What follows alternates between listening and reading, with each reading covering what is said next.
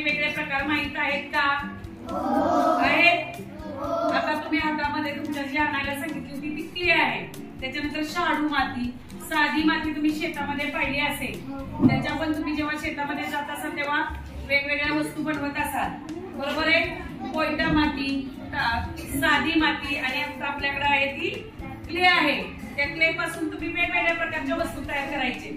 काही मुलांना प्राणी बनवायला आवडत असेल तर त्यांनी छान पैकी सुंदर असा प्राणी तयार करायचंय. काहींना पक्षी आवडत असतील तर पक्षी तयार करायचंय. काही मुलं फळं बनवतील तर काही मुलांनी आपल्याला आवडणारी वस्तू त्याच्यामधून निर्मिती करायची. आज तुम्हाला आवडणाऱ्या वस्तू तुम्ही या मातीपासून बनवायच्या आहेत. आता मी सगळ्यांची वस्तू पाहणार आहे. कोणाची वस्तू सुंदर येते पाहूया. बनवायला सुरुवात करा आता तुम्ही सर्वजण.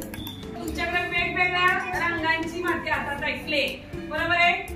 मग ती आता आपण अशी बघितली तर आपल्याला हवी तशी ती काय करता येते, वळवता येते.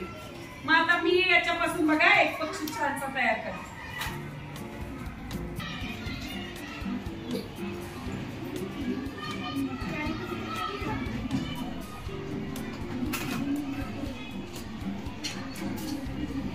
तुम्हाला हवा तो आकार तुम्ही या मातीला देऊ शकता. या मातीचं वैशिष्ट्य काय, तुम्हाला हे पडून दुसरं सुद्धा म्हणजे याचा पुनर्वापर करता येतो.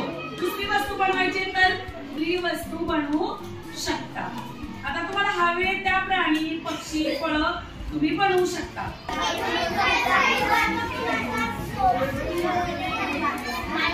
या अनमोलने बघा असं छान पैकी पहिल्यांदा गुलाबाचं फूल तयार केलं. दिसतंय सर्वांना?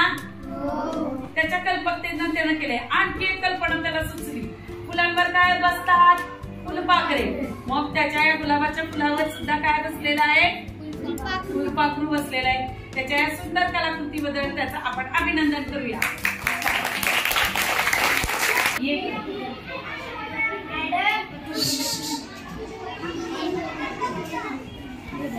आणि बनवा की तुमच्याकडे काही कल्पना नाहीये का?